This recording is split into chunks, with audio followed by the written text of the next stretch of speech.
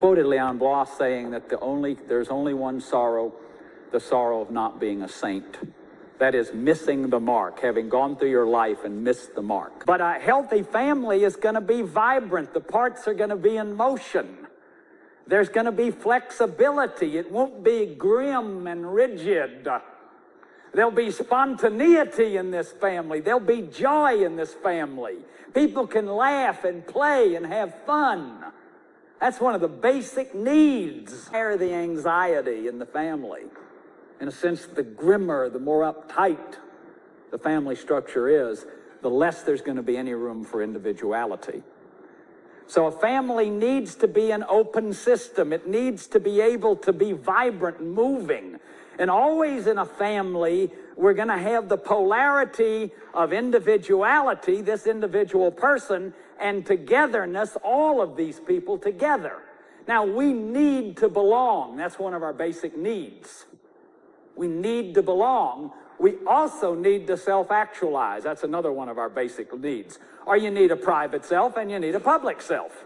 You need both of these polarities. So always in a family, there's a tension between these two polarities. It doesn't have to be a severe tension, but a polarity.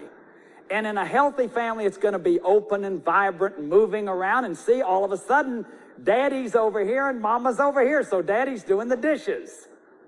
See, daddy doesn't always have to do what daddies do. It's not rigid in the sense that the roles are so rigid, there's no flexibility. And that people just can't be who they are. One day you feel like doing something different. And the kids don't always have to be put in rigid roles, as we will see dysfunctional systems will do. They will assign roles to the children in the families.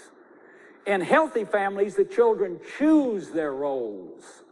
What is the soil that we need to have in our families in order to become fully functional human beings? Now remember, I didn't say fully normal human beings, because I've really been making a point of it in this series that it isn't normal. That's not where we're looking for, is normalcy, because a lot of what's normal is not so healthy. That's what I'm going to argue in this series. A lot of our normal child rearing practices really are overbalanced on the side of obedience and authority, and children should be seen and not heard, and you're a child, so speak when you're spoken to, and you need to obey any adult, no matter who that adult is, no matter how they're treating you. That our child rearing practices are highly imbalanced in that direction. And that what we need to balance those practices is vitality, spontaneity, creativity, inner independence, critical reflection, sensuality. We need all of that to balance this other side. So we have whole human beings, and not human beings who are walking around having split off their sexuality, split off their sensuality, having split off their emotions, having split off their intellection, their real thoughts about things, their real feelings about things, their real desires about things, so that we become acts, we become masks, we become performances. So we really want to look at that. Now, a healthy family, and remember what I said last week, that a family is a system, and I'm letting this mobile represent the idea of a family system, that as a system, it is the interdependence of the parts rather than the sum total of the parts. So the notion of a family system is the notion of feedback system, circularity, that each part affects every other part. So that if I push this part, you notice what happens. Every other part is affected. If I push this part, every other part is affected. That every person in the system is interdependent on every other person in the system. And what I'm arguing is that there's no simple answer to the problem, but the basic, radical source of the problem is in the families and the way we are learned, with the way we are taught socialization and the kinds of structure, family structures that we come out of. What are our basic needs? Abe Maslow talks about, I put self-value first, but probably raw security is first. Just enough food, clothing, shelter, basic physiological needs. Every human being needs that. Then self-value, some sense of worth and self-value. And I'm telling you, in my opinion, this is the crisis of our day. It's a crisis of self-value. It is people who do not love themselves. We, the people, do not love ourselves. We have this lost self in there. We don't know who we are.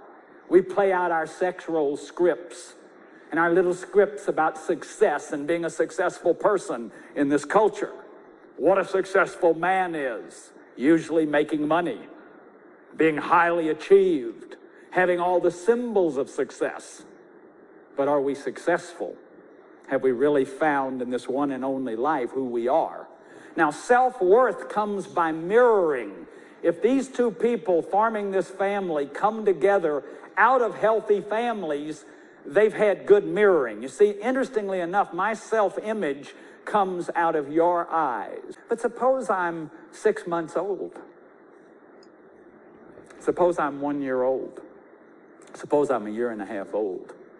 Do you begin to see what the reflection in your eyes start meaning? And if there's not a mother there looking down on that baby, wanting that baby, because see, a baby doesn't have any language. A baby is pure feeling. And we say that babies are perfect inner communicators. They know what's going on under your skin all the time. In fact, Marcel Geber did this study on Uganda babies for the United Nations. She went over there she went over there to study brain damage, protein deficiency brain damage.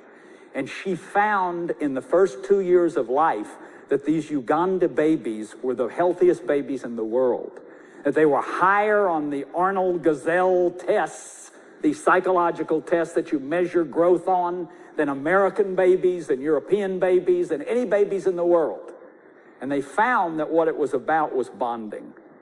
Bonding. That these babies stayed right there next to their mother's breast, right next to their mother's stomach, that they were carried in these gowns, that they were in motion all the time, they were being moved, that their mother's eyes were always there for them. They were always there for them. So that these babies felt the oneness with these mothers. Now, see, if you're 17 and you get pregnant and you don't want the kid, but you go ahead and have the child, I'm not telling you not to have the child, because I'm going to tell you right now, I think abortion is one of the overarching child abuses in our world. But if you go ahead and have the child and you don't want the child, that baby will feel it in the womb. That baby will feel it every moment of the first 1.5 years of its life. If you don't like the baby's sex, if you're a woman and you're furious at men and you have a little boy baby, it's going to be bad news for that kid. As you are a baby and you deal with your instinctual drives, a little child touches himself or herself genitally. If mama is uptight sexually, the child's going to get contempt. The child's going to start feeling the feelings of the mother. So a great deal of self-value is happening in that first narcissistic mirroring. The only way anyone can have identity is by to have a face there that loves you, that accepts you, that values you for the very one you are, that accepts you in all your ambivalence. That is, a mama who is healthy enough in herself that she doesn't need the child as her narcissistic gratification. You see, if a mama is deprived narcissistically, she will make her own children the object of her narcissistic gratification. Listen to what I'm saying, folks. It means that if you didn't get what I'm talking about in the beginning, if you didn't get a mother there who valued you as the single one you are, who loved you just for the one you were, who took you seriously, who looked at all the ambivalence, when you were a good girl, but also when you were a so-called annoying girl. We call them bad girl. But there really aren't any bad babies. There are no bad girls or bad boys and good boys. not prior to 11 years old. That is because we know that moral conscience isn't formed till about 7 or 8. Kohlberg at Harvard did the best studies, the most extensive studies that have ever been done on moral development. We don't even talk about a person in the moral ballpark prior to 7 or 8. So there's great moral abuse that goes on. But this self-value starts with that mirroring. If the mirroring is good, if you're accepted for the very one you are, no matter what, no matter what, when you eat your spaghetti and it gets all over your face, when you go to the potty on yourself, doesn't mean mama has to rejoice. But the idea is that mama is healthy enough that you don't have to please your mother as her narcissistic gratification. You need enough security. What is security? Predictability. You know, I've told this several times, but some of you may not have heard it. The idea that if you're reading a story to a kid, you ever been reading a story to a kid and try to skip a page or skip a paragraph? If they've heard the story, no way, man. They'll say, wait a minute. Well, they'll catch on it because they need a world that's coherent. They need a world that's coherent and predictable.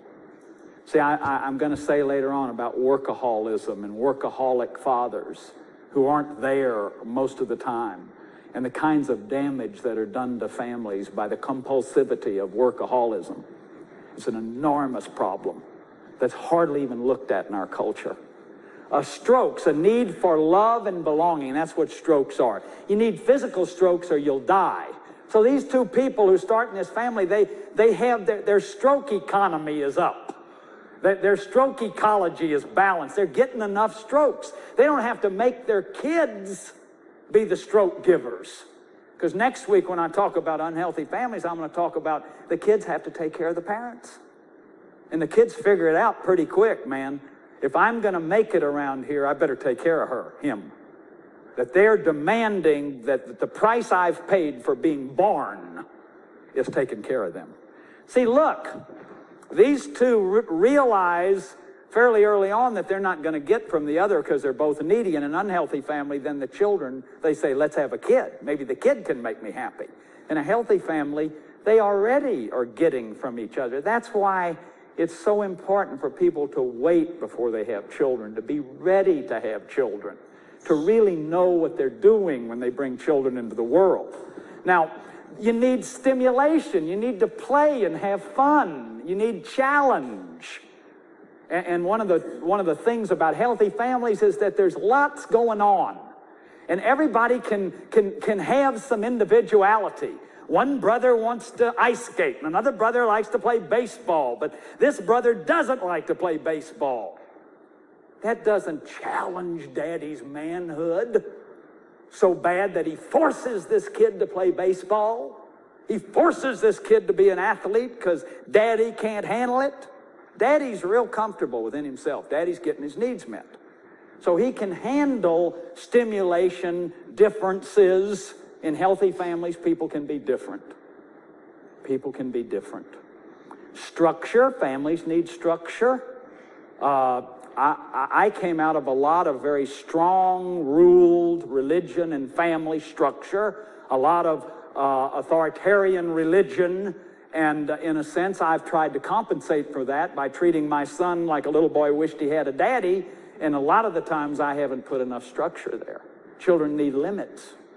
They need limits, just like I need limits, because I get scared without limits. If you went over the big bridge in Galveston every day without any guardrails, gets nervous. You get nervous without limits.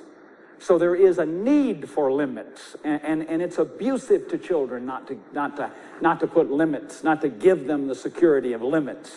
So structure. Now, those are what Abraham Maslow called the deficiency needs. That is, you need all of those to be able to get to self-actualization. You can't start self-actualizing if you're starving. You can't go for holistic meditation consciousness if you don't have any love in your life, although a lot of people do.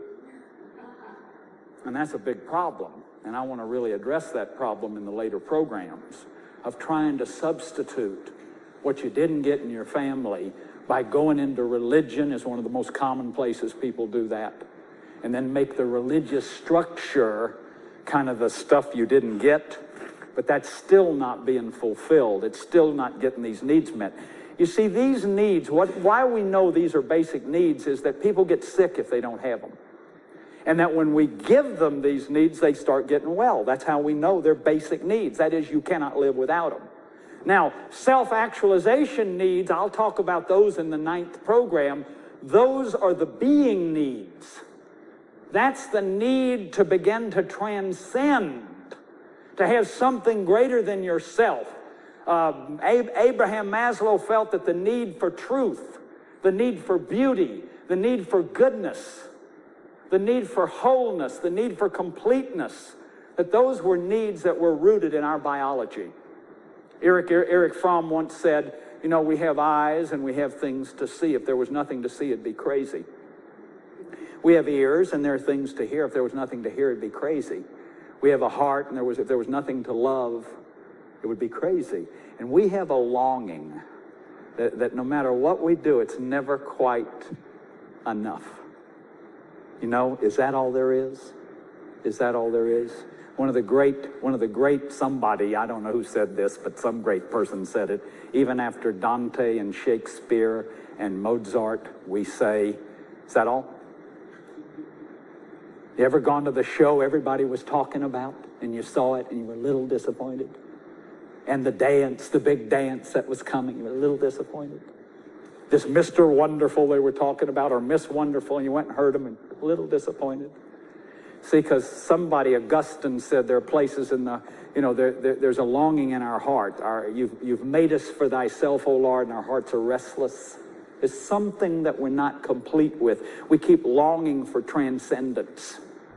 And Abe Maslow and many others, even though I say that as a Christian theologian, I believe that, but biologically Maslow felt he found that rooted in our nature, that there was a need for something greater than ourselves.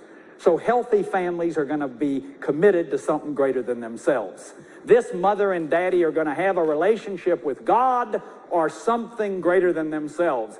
Humankind, generativity, mankind, and whatever that greater is, it's going to be a transcendent something. Because on my model of a healthy family, you've got to have that something greater in your life to have joy in life. Otherwise, we stay at the level of ego. We stay at the level of the survival needs. And man, when I'm at the survival needs, I'm into control and survival. There's no transcendence. So it's very important, in my opinion, that we realize that there are these spiritual needs that are the finishing of self-actualization. And I'll say that some more in the 9th program in this series when I talk about health for the family. So when mom and daddy are getting those needs met, they're using these basic powers to see and hear what is here and now, to interpret what they see here and now, to feel what they feel, and that's a big one. You see, if you can't feel what you feel, if you feel scared and someone says, there's nothing to be scared about, what are you scared about? If you want to be great when you grow up, you say, I want to be a movie star when I grow up, and I want to be great, Mama. And she says, what's the matter with you wanting all that kind of stuff? If you have an idea about something, you've made an interpretation, you think prejudice is bad, and you've got a prejudiced daddy, and you say, Daddy, I think that's prejudice, and you get swamped for it. Or your mama's crying in the kitchen, and you walk in the kitchen, you say, what's the matter, Mama? And she says, nothing. Go to your room. See how you can get crazy? If the family isn't honest, that what's the most important thing in the family is to be honest, to tell the truth at any cost, to tell the truth, to deal with the problems that are happening in the family. That's one of the first rules of a healthy family, to deal with the problems that are happening. Now, healthy families have lots of problems. Please understand that. Healthy families are unlike those postcards that come at Christmas time. Okay? In my opinion, they are. Healthy families are bloody. Healthy families have a lot of conflict that they've worked through. But healthy families are dealing with their problems. And healthy families are allowing people to talk about their feelings, expressing their desires, saying what they think. And everybody in the family gets to talk. Everybody in the family. In fact, I recommend, although I never was able to pull this off, I hadn't done enough work on myself when I tried it. I recommend the Democratic Family Council to get families together once a week and let people say their feelings. Let everybody in the family say it. Now, when I did it like a dictator. You know, I called the meeting and demanded that they all be there. Well, that's not democracy, folks. Democracy is everybody's an equal. And everybody gets to come and sit around the family council and say what they feel and talk about their problems. They can express themselves. And the power to intuit and create. So health is characterized by a soil that allows children, that is, this mother and daddy are healthy enough that they can prepare a soil that these children can get their needs met just as this mother and daddy got their needs met. See, the interesting thing is that if this man and this woman met each other, and they probably would choose each other because they were reasonably healthy. Because what I'm going to show you next week is that a dysfunctional person will tend to choose a dysfunctional person. As tragic as that is, a dysfunctional person will walk in the crowd and look around and go, oh, there you are. Been waiting for you all my life. You'll just pick them out. You know how to just pick them out of the crowd. There's some incredible things about my wife and I in terms of the dysfunctions of both of our families that we couldn't even have known. We met on a blind date. And it's just amazing how we picked each other out and how that impacted our lives and how it was familiar to us to have these same issues going on in our marriage because they were going on in our families. See, familiar, that's what feels right, is what happened in your family. Remember, I call that the spell that we're all under. It's the family we've come out of. Ronald Lang says the family you've come out of is the post-hypnotic trance induced in early infancy. It's the source people's emotional language legacy. That is the language, the emotional language you learned in that family. The way you were allowed to have your powers or your feelings. You see, and the biggest problem for most people is they don't get to have their feelings. In healthy families, you get to have your feelings. You feel what you feel. And you can express your feelings. You can be angry. Now, you can't act on your anger. You can't burn down the house. But you can say, I'm angry. I want my Barbie doll back. I mean, how many of you got to do that? Look right in those big giant faces. Say, I don't like it when you take my Barbie doll away from me. You may have done that once or twice. And you never walked in their bedroom and said, now look, I don't like the way I'm being treated around here. There's some real discrepancy in power here, and I don't like it. You didn't get to say that kind of stuff, because what I've suggested to you is that, and we'll talk more about this in the unhealthy family, but in this family, then, the soil is there where people can have power. How do you get power? By getting your power, by being able to use your powers. See, if I discount the power to perceive, you're going to start getting shamed. You can't even trust your own eyes. That's what happens when kids get shamed. They quit trusting their own eyes. So they don't even trust themselves anymore. Or you don't trust your own interpretations, or you don't trust your feelings, or you don't trust your desires, or you don't trust your imagination, or you don't trust your powers. If you can't trust your powers, you can't trust yourself. And that's how that little person gets lost very early on. Now, Virginia Satir, who's a great family therapist, talks about the freedoms, and I'm only going to do this once, so this is a little academic, but it's really important for you to realize that we have these freedoms, that when a person is fully functional, what does that mean? It means everything works. See, when my car functions, everything works. When a human being is fully functional, everything works. So the freedoms to see and hear what you see and hear. See, that was the first power. So the freedoms are based on the powers rather than what you should see and hear. See, remember when the Empress has no clothes on in the story, the little kid standing there, and here comes the Empress riding on her horse, and she doesn't have any clothes on. The little kid goes, Mama, look, she doesn't have any clothes on. Everybody goes, shh.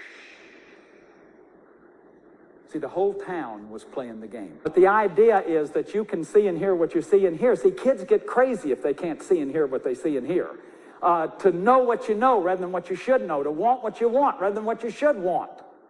See how those go with the powers? The freedom of my powers. And then I'm not split inside. I want what I want. And it's okay to want what you want. Now, I'm going to tell you, in every healing that I know of, that's what happens to people. In the salvation system of Judeo-Christianity, the message is, I love you just like you are. Not that you got to do a bunch of stuff. I accept you just like you are. All you have to do is accept the acceptance. So these 7 freedoms are what heal people. They atone people. They put people together. They'll make you at one. See, because now my eyes I don't have to deny my own eyes. I don't have to deny my own mind. I don't have to deny my own feelings or my own wants or my own imagination. You see, imagination is the creative virtue. It's through imagination that we see new things. Imagination is the center of hope. You can't have hope without imagination, because hope is possibility. Maybe I can. Maybe it's possible for me. That's hope. And without imagination, there's no hope. And schools do a lot to crush that too, to kill that value. To feel what you feel rather than what you feel. To express what you express rather than what you should express. To create what you want rather than what you should create. In other words, to have your one and only life. Let it be your life. That's what we're going for, and that's what healthy families do. They allow people to have these freedoms. So in a healthy family, here's mom, here's dad, here are the children. See, here are the good boundaries. The roles are all flexible. All the boundaries are permeable. That is, I can get into your boundary, but you have a boundary. Daddy and mama have boundaries. Daddy and mama preserve their limits. Daddy and mama are self-disciplined disciplinarians. We're going to talk about the unself-disciplined disciplinarians. First 10 years of my marriage, I was an unself-disciplined disciplinarian. Oh, I disciplined my children. I would chase them around and scream and holler and assign punishments. And then I'd feel so bad about it because I had such bad boundaries that I let them walk all over me for about a month until I couldn't take it anymore. And then I'd go chasing them again and issue all these punishments to them. But because of my own bad boundaries, my own codependency, my own difficulty with boundaries, you see, I was unself-disciplined. So you can't be a disciplinarian to your children if you're unself-disciplined. That is, if you're not complete within yourself, because what they do is they swallow you. They want to be just like you. We talk about the garbage can child. That's the child the parents in the most conflict with almost always is the one just like the parent. And see, what the parent's doing is saying, I'm going to fix you, instead of saying, I'm going to fix myself, and then you'll want to be like me. The parent keeps trying to fix the child. Okay? So in healthy families, you have these flexible roles and good communication, and everybody has their own unique boundaries. See, in a good relationship, in a good family, it's like an orchestra. Everybody's playing their own instrument, but they're playing the same tune.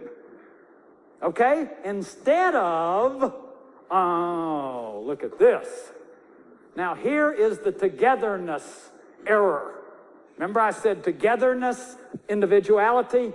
This is enmeshed. Everybody's all enmeshed. See, nobody has their own individuality. They're all enmeshed. This is called the undifferentiated ego mass.